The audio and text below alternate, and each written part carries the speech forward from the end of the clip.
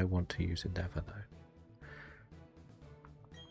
If I had Focus Sash, I would have done Endeavour Quick Attack on something, but not right now. Right, come on, some more encounters please. Our alligator is so close to leveling up. Can we see what happens if I just kick this? You know what? I should actually put Waterfall on for alligator, shouldn't I? Because it's going to hit harder. Who was the current team? Or is now the team you've got to use?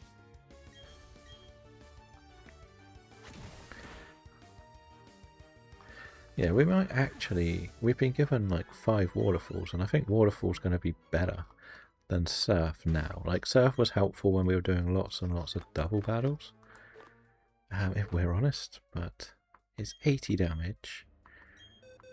Definitely good for... Surf is 90, but our special attack is not as good. So this could be really good. Right? We've just got to check some of our moves. Like low kick might not be as helpful as I thought. Quilladin, Tyrant, War Turtle, Zigzagoon, Fletchinder, Halucha. I guess it's not the best. I guess War Turtle and Halucha are going to be the best for that, aren't they? Fling is... that depends what I got. Sludge Bomb, not good. It'll be good. We're keeping Scold because it's not really helpful for these two. Blizzard again, not too helpful.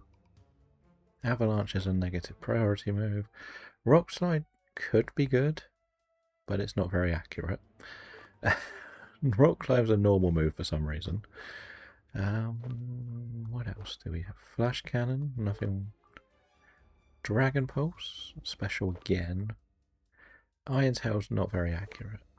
Fly, not very accurate. Shadow Claw. Don't want physical on Shedinja, but we could. No, we've got Crunch. I think Crunch is enough. That's an interesting one. Surf, we've said it's no good. Brine, Defog, Aerial Ace. We may put Aerial Ace on a couple of Pokemon purely for that Drift Blip. So if I could get another Aerial Ace, I may get a spare. Dig is fun. Actually, is that physical? Yes.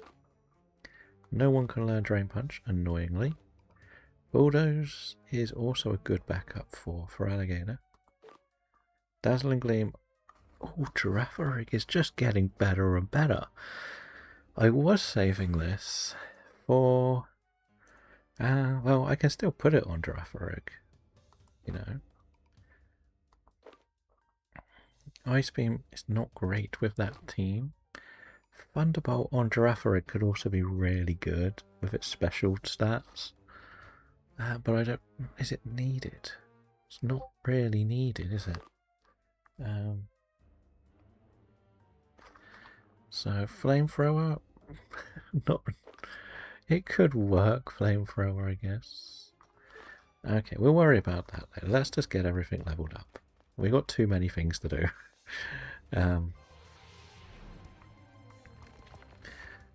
We know that this is going to be a 2-shot, which is okay. We said before, it's something we can deal with. Oh, we should have tried Waterfall, see what that does damage-wise. That was a bit silly. That was the point of doing it. We'll do a Waterfall. This should do more damage. Right, this should level me up to 55 on Feraligatr. Okay, so Feraligatr can go into the box. For now. Right, I feel like I wouldn't mind bringing you in. Because I did notice some of your grass knots were always knocking out my chokes. So, yeah, let's level this lot up. This shouldn't take as... Well, it's going to take a while, I'll be honest. It's probably my least favourite part of the game. We've actually reached a stage where we actually need to grind. It's a bit sad. I was hoping we would get away without needing to grind today. Definitely do need another move on Roserade though. Yeah, we may put Dazzling Gleam on now, because if all we've got is Grass Knot, now it's always flinching. I'm guessing that's Bite, right?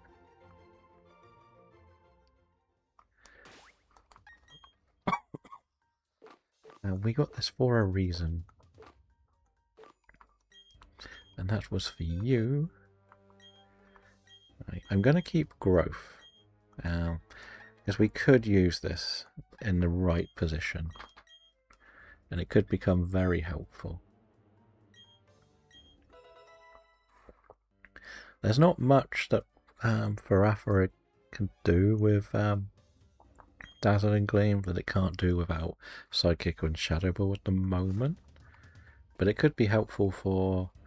I don't know how we're suddenly considering Girafarig as the MVP of this run. Oh, Steelix. See, I could even get a wild Steelix. That's annoying. There is a Swadloon in the chat, if anyone would like to catch it. I'm considering you heavy. Good. Sturdy as well. Typically.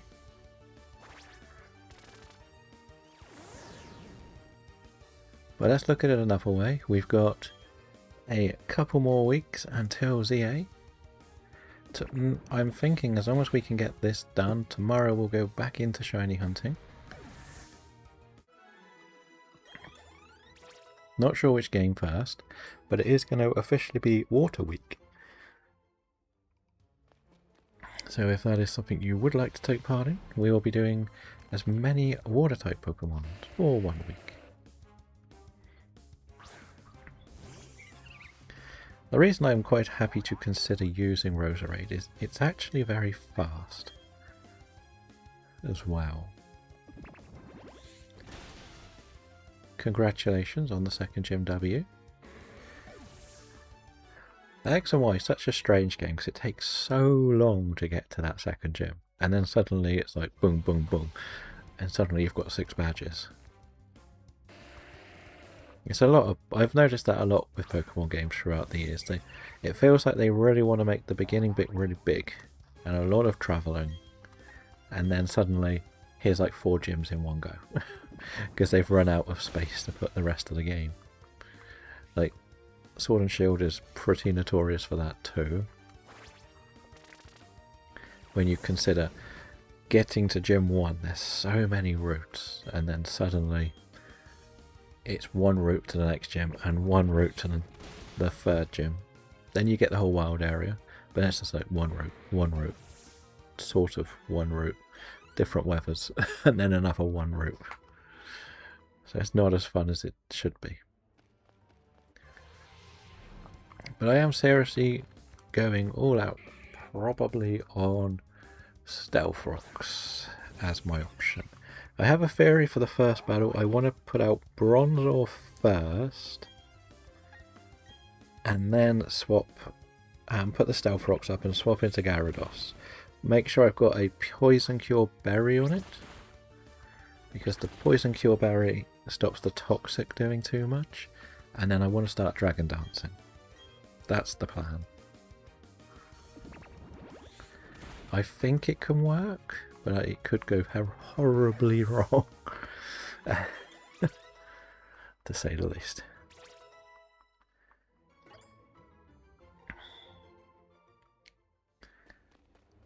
But I guess we'll find out. The worst thing is, I'm so used to doing the gyms in Scarlet and Violet, Sword and Shield, or the Elite Four even, and you can swap your team around between each battle. I'm not really prepared to do like as good at preparing for a team that is purely for the 5 straight battles. No swapping. If it dies, you're down to 5. And I think I may struggle a lot more than I'm willing to admit.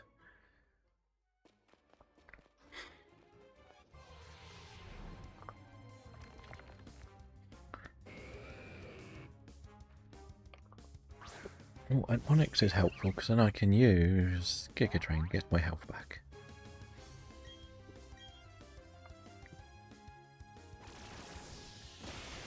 If it has sturdy, it's always going to be annoying.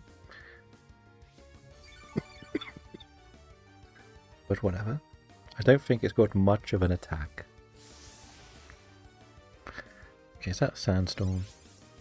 Is that Sandstorm? Okay, not a problem. Like...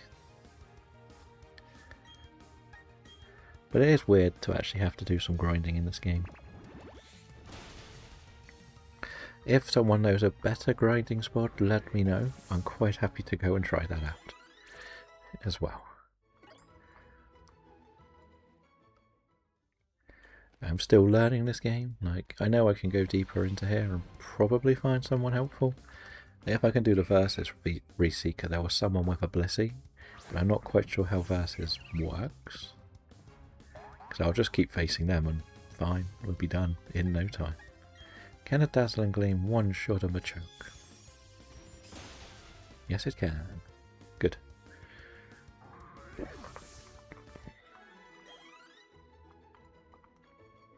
But how are we training a Shedinja for this final battle? How are we doing? Why are we doing this? Oh dear, it seems like such a bad idea. But it'll be so funny if it works. It will be so funny.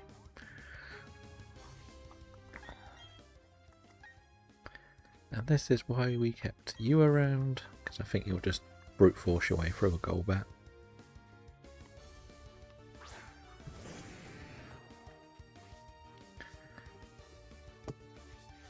Now we don't want the Shedinja for the rival, because I believe only the Empoleon can't do anything to it. So that's one thing to be prepared for. Empoleon is not helpful. Good Gyarados. I think Gyarados has now hit Friendship Survival, which is not too bad to have going into the Elite Four. I guess. It's actually the Staraptor which scares me the most of what he's got. That's why I think I want the Bronzor to start things off with. Because at least with the Bronzor, we can just sort of take a hit. It's probably the best way to put it, and get those Stealth Rocks up. Then we can move around with Luxio and Luxray. Because again, if Luxray does die, so what? It's not... If I lose something against the rival, it's kind of not a bad thing, because it means I don't have to worry about who to bring.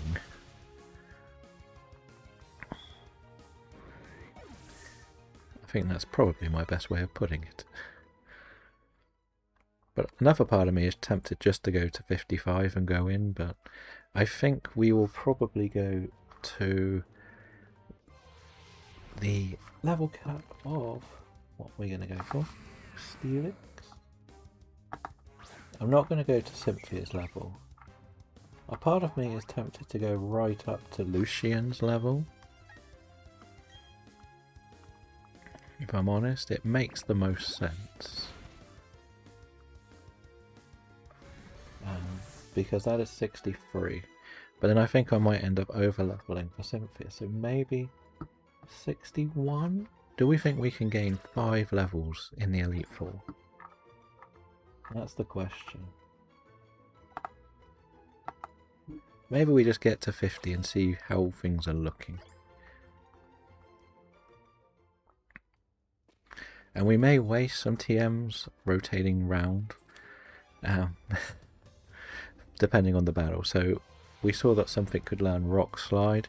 We could use Rock Slide against the bugs with unusual Pokemon, shall we say.